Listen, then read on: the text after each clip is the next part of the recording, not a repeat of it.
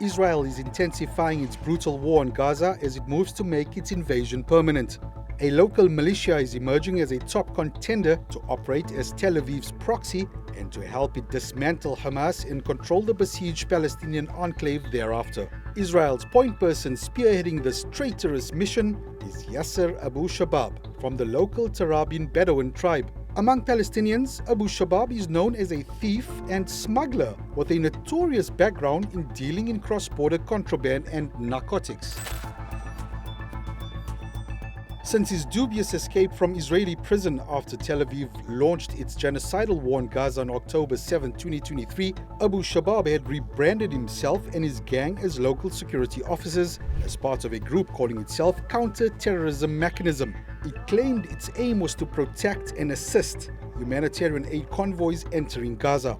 Based in the east of Rafah near Karim Abu Salim crossing, the group, made up of around 300 armed men, began operating in the southern parts of the enclave in mid-2024. At the same time, Israeli forces were deepening the invasion towards Rafah. Reports from on-the-ground aid agencies and rights groups indicate that since Abu Shabab's militia began operating in the area, they've been forcibly stopping and looting aid trucks at gunpoint. Eyewitnesses and UN staff also reported that the gang were hijacking aid trucks and convoys 500 meters away from Israeli army outposts without any intervention.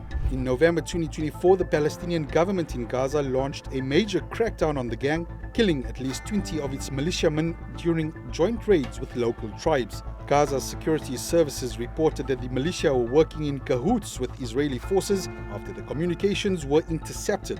It revealed that Tel Aviv was directing its tasks to the gang and also providing them with security cover. In May, Abu Shabab's militia took steps to legitimize itself by adopting the name Popular Forces. It then launched a media campaign praising its own militia and accusing Hamas of mismanaging Gaza, falsely claiming to be protecting humanitarian aid entering the enclave. The entire campaign blew up in Abu Shabab's face in early June, when it was revealed he was cooperating with Tel Aviv.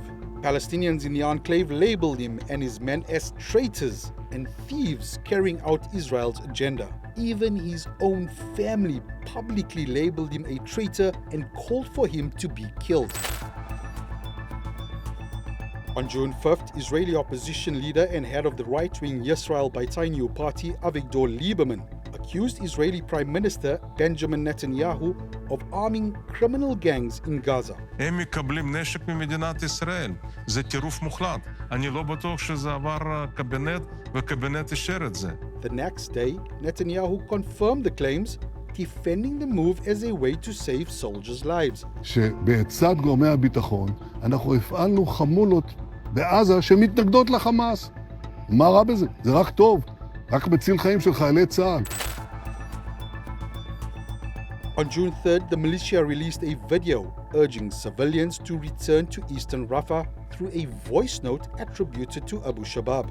ندعو أبناء وعائلات المنطقة الشرقية لرفح بالعودة إلى بيوتهم الآمنة حيث تم توفير الدواء والغذاء والسكن الملائم والأمن والأمان. A week later, he released another voice note. بخصوص ما يتم ترويجه عن علاقتنا مع الاحتلال، لم نلتقي بأي ضباط ولا علاقات لدينا بالاحتلال. وجودنا هنا اضطراري لحماية العائلات في مناطق يراقبها الجيش، ولو حصل هناك أي تنسيق سيكون إنساني لمصلحة شعبنا في المنطقة الشرقية برفح. Abu Shabab's gang shows how Israel is preparing to run Gaza without Hamas, something it had failed to outline clearly for over 1.5 years. Tel Aviv is leveraging the autonomy of Bedouin tribes to turn them into a makeshift opposition to Hamas. We need a different authority. We need a different administration. Who would that be? And I think it's too early to say, but I can say one thing. The first task we have to achieve is defeat Hamas. The move mirrors a similar strategy Israel used after it withdrew from Gaza in 2005. It tightened its blockade in the hopes of turning the population against Hamas, a tactic that ultimately failed, culminating in the October 7th attack. This strategy explains why Abu Shabab is insistent that displaced civilians return to eastern Rafah. Israel wants its puppet warlord to enforce its will under the pretext of stability. But can such figures truly bring order, or do they sow more chaos in a prolonged resistance?